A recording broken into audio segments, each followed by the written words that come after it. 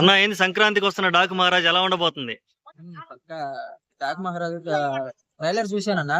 ఉమ్, trailer మామూలుగా లేదు. ఉమ్, ఈ రోజే వచ్చింది ట్రైలర్. ఉమ్, మామూలుగా లేదు. అది ఒక గౌతమ్ పుత్ర శాతకర్ణి 2 చూసినట్టుంది. ఉమ్. ఆ గుర్రం మీద స్వారీ గాని. ఆ, నేనైతే 12వ తేదీ కోసం ఫుల్ వెయిటింగ్ చేస్తాను. ఓకే, మ్యూజిక్ ఎలా అనిపించింది? తమన్ గారు ఈ మధ్య కాలంలో తమన్ గారిదే కొంచెం ఒక మెట్టు ఎక్కారు అనుకోవచ్చు. అంతకు ముందు దేవిశ్రీ ప్రసాద్ బాగా ఇచ్చారు. ఇప్పుడు ప్రెసెంట్ జనరేషన్ లో అయితే తమన్ గారే పై లెవెల్ లో. ఓకే, ఇంకా కెమెరా వర్క్ ఎలా విజువల్స్ ఎలా అనిపించాయి? విజువల్స్ వేరే లెవెల్ అన్న, చెప్పనే అవసరం లేదు. ఉమ్. బ్లాక్ కలర్ లో ఆ సీన్స్ అన్ని హైలైట్ అవుతుంది. బాబీ గారి డైరెక్షన్ గురించి ప్రత్యేకంగా చెప్పుకోవాలి.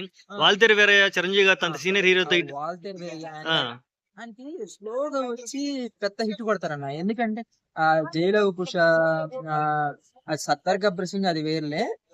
జైలవ్ కుష, ఈ ఆ, వాల్తేరు వీరయ్య, ఇప్పుడు ఈ డాగ్ మహారాజు హ్యాట్రిక్ అనుకోవచ్చు. అంత అంత బాగా తీశారు సినిమా అయితే.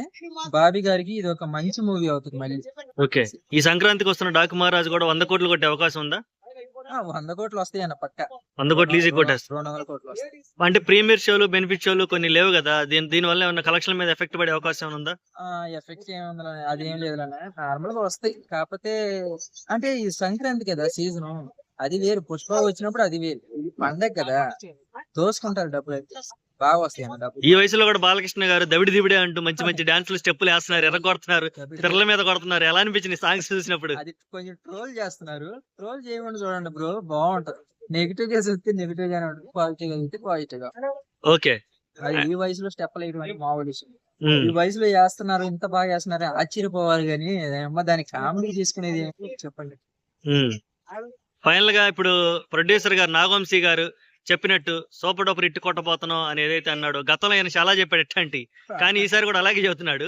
ఆయన చెప్పిన యాక్చువల్ ఫ్లాప్లే అయినాయి, సూపర్ డూపర్ ఇట్లు అయితే ఏం కాలేదు. ఏదో ఇది కూడా అట్లాగే అయ్యిద్ది అంటవా? అదే ఏదో చిన్న మాట కొంచెం డౌట్ గా ఉంది డాక్ మహారాజ్ మీద.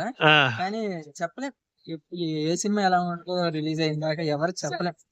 అయితే నాకు తెలిసి సంక్రాంతికి వస్తున్నాం ఎంటర్టైన్మెంట్ మూవీ అన్న. డాక్ మహారాజ్ యావరేజ్ అవుతుంది, game changer, block buster. Okay, thank you so much.